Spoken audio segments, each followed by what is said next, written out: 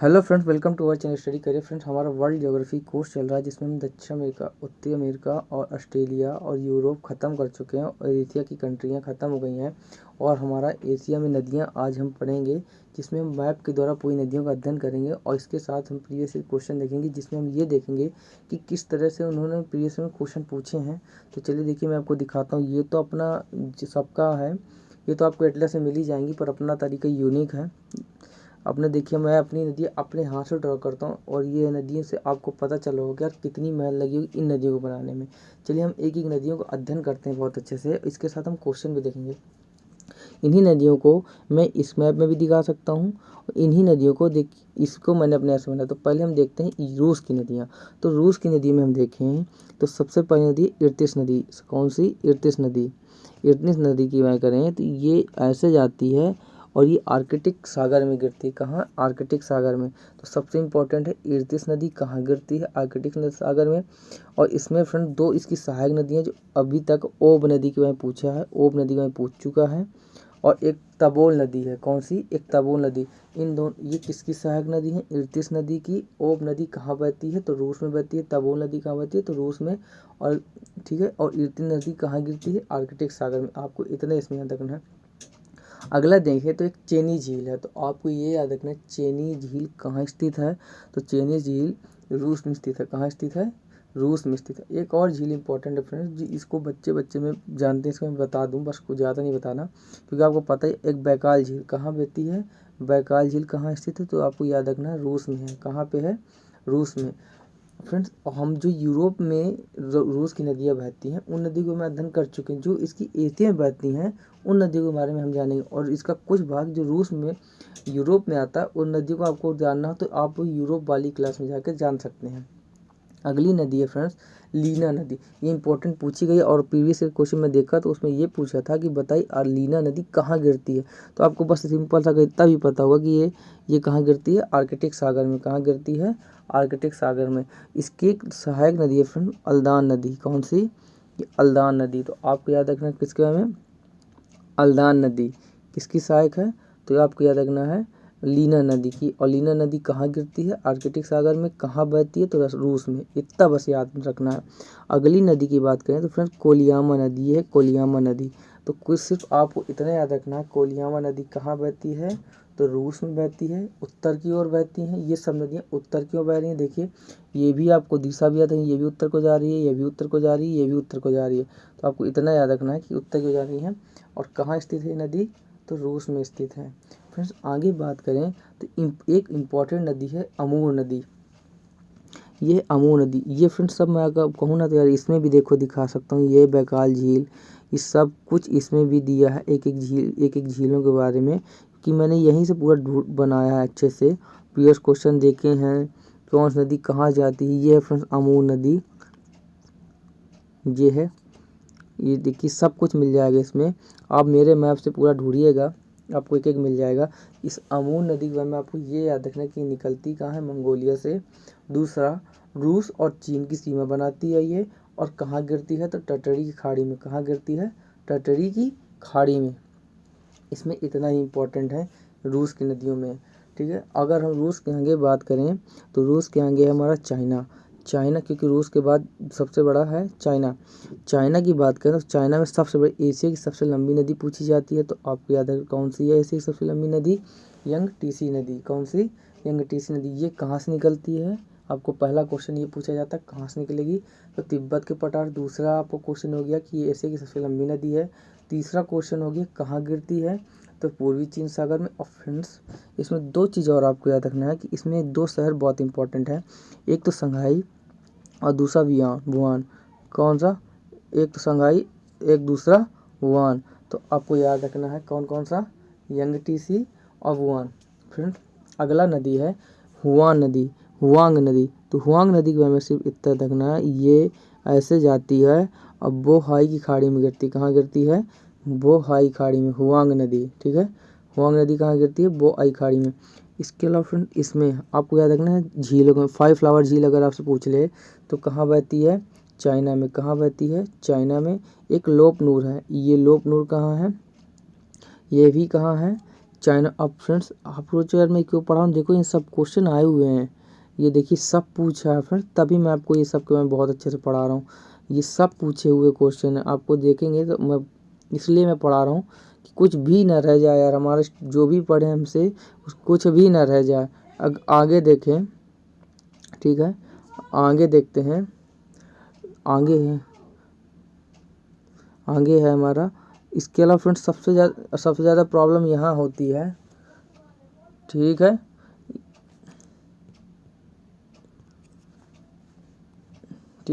इधर देखते हैं तिब्बत के पठार में। तिब्बत के पठार से सबसे इम्पोर्टेंट है फ्रेंड इरावदी नदी। कौन सी? इरावदी नदी।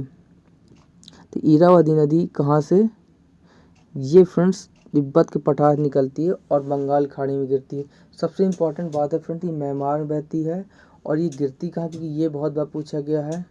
बंगाल खाड़ी में कहाँ गिरती है? बंगाल खाड़ी में। और निकलती कहाँ है? तिब्बत के पठार से। कहाँ से निकलती है? तिब्बत के पठार से। कहाँ गिरती है? बंगाल की खाड़ी में। आगे बात करें साल्विन नदी। साल्विन नदी को हमें इतना याद रखना है कि मर्तवान खाड़ी में। कहाँ गिरती है? मर्तवान खाड़ी में। और यहाँ आगे आपको यह याद रखना है कि याद क्या रखना है कि तिब्बत के पठार से ये भी निकलती है और कहाँ गिरती है? मर्तवान खाड़ी में। कहाँ गिरती है? मर्तवान खाड़ी में। आपको इतना सा याद रखना है कि कहाँ से निकलती है? तिब्बत के पठार से। और कहाँ गिरती है? मर्तवान खाड़ी में। क्योंकि फ्रेंड्स ये बहुत बार पूछा गया है, इसके बारे में आपको अच्छे से याद रखना है कि इरावदी नदी कहाँ से निकलती है? तिब्बत के पठार से। कहाँ गिरती है? बंगाल खाड़ी में। और दूसरा साल्विन नदी कहाँ गिरती है? मर्तवान खाड़ी में। कहाँ से निकलती है? तिब्बत के पठार में। इतना बहुत अच्छे से याद रखना है क्योंकि यहाँ थोड़ा कुछ पूछ है, बट ये इंपॉर्टेंट है कि बहुत बार आया है, ठीक है। हाँ, अगली नदी हमारी है एक चायो प्राया नदी। ये भी चाइना से निकलती है। ये देखिए, ये ऐसे चायो प्राया नदी, ये आपको याद रखना है, ठीक है। इसमें बैंकॉक स्थित है। फ्रेंड्स अगर हम आगे बात करें, अभी मैं आपको स्थित शहर पढ़ाऊँगा। और 200 इम्पोर्टेंट इसमें ये है, सबसे इम्पोर्टेंट इसमें एक मेनाम नदी है। तो मेनाम नदी के बारे में भी आपको याद रखना है। ये किधर स्थित है? तो ये भी थाईलैंड में स्थित है। कहाँ स्थित है? थाईलैंड में। तो चायो प्राया नदी और मेनाम नदी, इतना बस याद रखना कि कहाँ स्थित है? तो थाईलैंड में। कहाँ स्थित है? थाईलैंड में।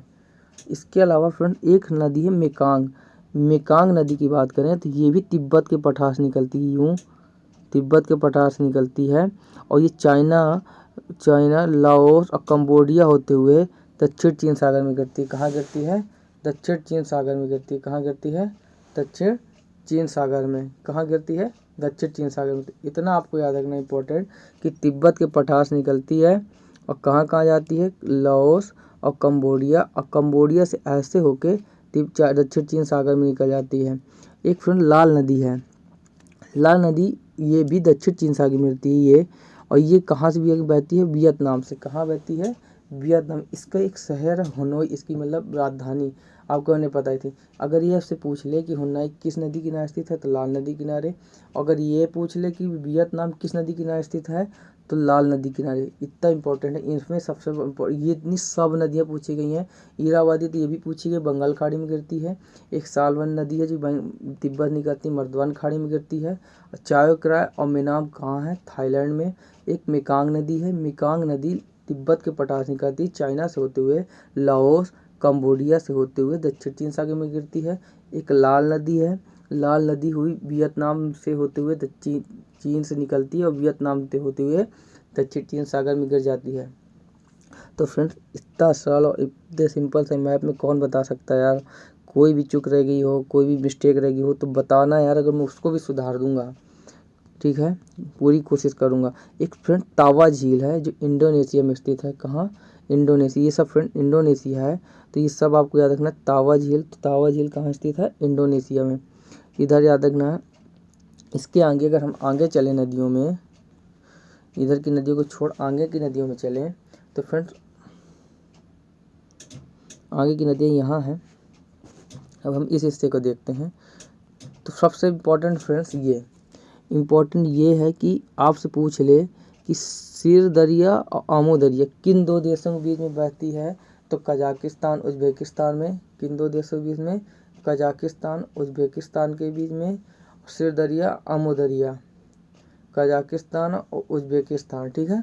और अगर ये और कहाँ गिरती हैं तो अरल सागर, किस सागर के बीच में स्थित हैं तो अरल सागर। सिर दरिया, अमू दरिया कहाँ स्थित है? अरल सागर के बीच में। किन दो देशों के बीच में?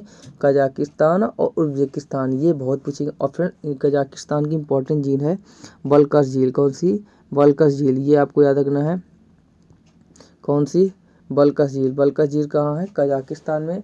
सिर दरिया, अमू दरिया कहाँ स्थित है? कजाकिस्तान, उज्बेकिस्तान में, ठीक है। और इसके आगे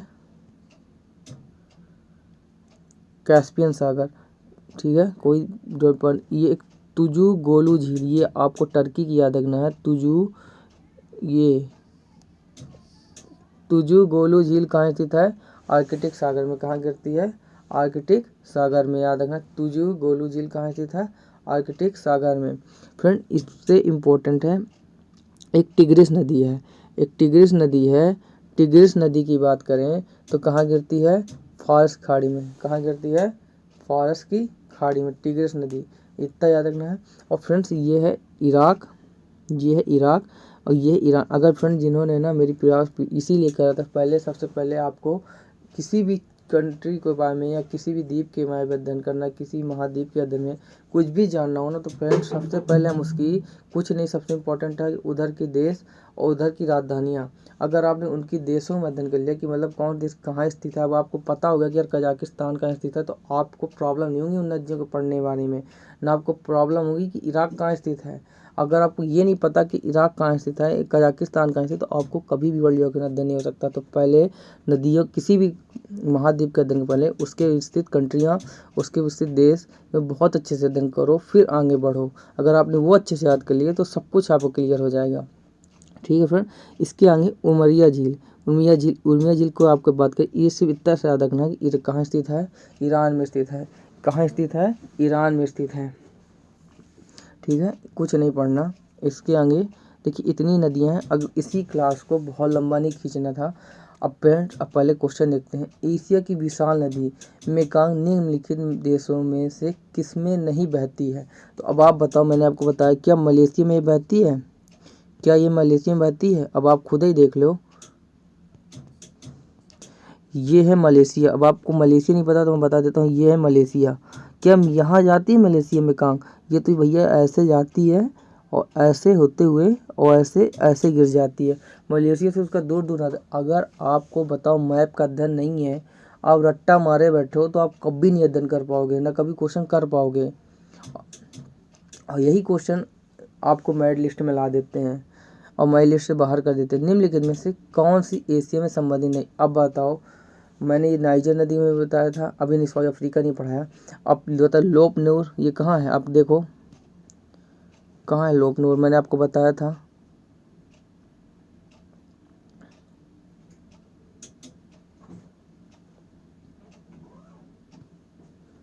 आमूर और टिग्रिस। आमूर नदी देखिए ये है, हाँ ये है लोप नूर। ये देखिए ये है लोप नूर नदी, मैंने बताया है कि नहीं बताया? इसके अलावा आमूर नदी कहाँ है? ये है आमूर नदी, ये है आमूर नदी। और कौन सी? एक टिग्रिस नदी। तो देखिए टिग्रिस नदी कहाँ है? ये है टिग्रिस नदी। कहाँ है? ये है टिग्रिस नदी। तो मैं सब इसीलिए कर रहा हूँ, इसीलिए मैंने आपको बहुत अच्छे से अध्ययन कराया है। तो इसका अध्ययन कहाँ हो जाएगा? नाइजर। फ्रेंड आपको बता दूँ, नाइजर अफ्रीका की नदी है, ये मैं जब अफ्रीका पढ़ाऊँगा। अब बात करें, देखिए इनमें कौन कौन सुमिलित करना है। अब सुमिलित तभी कर सकते हो आप जब आपको मैप में नदियों को अच्छे से पढ़ा हो। अब लीना नदी मैंने आपको बता कहाँ, क्या आर्कटिक सागर में गिरती? देख लेते हैं एक बार। लीना आर्कटिक सागर में गिरती है, देखो जा रही कि नहीं जा रही? अब आप बताओ, जा रही है। अगला क्वेश्चन है आमूर प्रशांत सागर में गिरती है। आमूर नदी प्रशांत, ये फ्रीदा उसने खाड़ी न देके सागर पूछ लिया है, आमूर खाड़ी न पूछ के, ठीक है। अगर टिग्रिस फायर खाड़ी में गिरती है, देख लेते हैं। ये देखो भैया टिग्रिस, ये भी फायर खाड़ी में गिरती है। आमूर नदी ये है, यहाँ प्रशांत महासागर, उसने टर्टल खाड़ी न दे के सीधा प्रशांत महासागर पूछ लिया है। अगला क्वेश्चन, ठीक है। और माही तो आपको पता ही अरब सागर में गिरती है। सर और अमू दरिया गिरती कहाँ, अरल सागर में। तो देखो मैंने आपको बताया है कि अरल सागर कहाँ है, ये है अरल सागर और इन दोनों के बीच में स्थित है, मैंने आपको बताया है। यार मैं जो पढ़ाऊँगा ना गलत नहीं पढ़ाऊँगा फ्रेंड्स, बस यार आपका सपोर्ट और प्यार चाहिए बस। और देखिए एशिया की सबसे लंबी नदी एंग्टीसी, ये भी मैंने आपको बताया है, ठीक है। निम्नलिखित में एशिया की निम्नलिखित में से कौन सी नदी दक्षिण की ओर प्रवाहित नहीं होती है, अब बताओ। प्रवाहित होती है, सॉरी नहीं होती है। अब बताओ लीना, अमूर, ओब, ये पूरी की पूरी उत्तर की होती है, देखो मैंने आपको बताया है। ये लीना, ओबोर और एक तो कौन सी थी, ओब, आमूर भी देखिए उत्तर की ओर जाती है। और इसको मैं बात बताऊँ, ये रूस और चीन के बीच में सीमा बनाती है। और ओब नदी के बारे में और लीना ये सब उत्तर की होती हैं। साल्वी नदी देखिए ये मैंने आपको बताया है, ये मर्तवान की खाड़ी में गिरती है, ये साल्वी नदी, ये है साल्वी नदी, ठीक है आपको बताया अच्छे से। फ्रेंड्स एक नदी में शायद छोड़ गया हूँ तो वो आपको बता दूँ, ये नदी, इस नदी को जान लो, यलुजियांग नदी, ये आपको याद रखना है। यलुजियांग नदी अगर आपसे पूछ ले कि बताइए कौन सी नदी चाइना और उत्तर कोरिया के बीच में सीमा बनाती है, तो कौन सी नदी बनाती है, यलुजियांग नदी। कौन सी, यलुजियांग नदी, इतना आपको अच्छे से याद रखना है फ्रेंड्स। यार 16-17 मिनट क्लास है, इससे आपको पूरी नदियों का अध्ययन हो जाएगा। प्लीज़ गाइस सपोर्ट मी यार and share me, please subscribe. कोई कमी रह जाए यार बताओ यार, हम वो सब सुधारेंगे, बस आपका सपोर्ट और प्यार चाहिए यार। हम भी आपको दिखा जाते हैं कि हमारे चैनल में कम कंटेंट नहीं दिया जाता और सही दिया जाता है। और एक बार सपोर्ट और आपके प्यार की बस ज़रूरत है। इसके साथ क्लास खत्म करूँगा। जय Hind, thank you so much.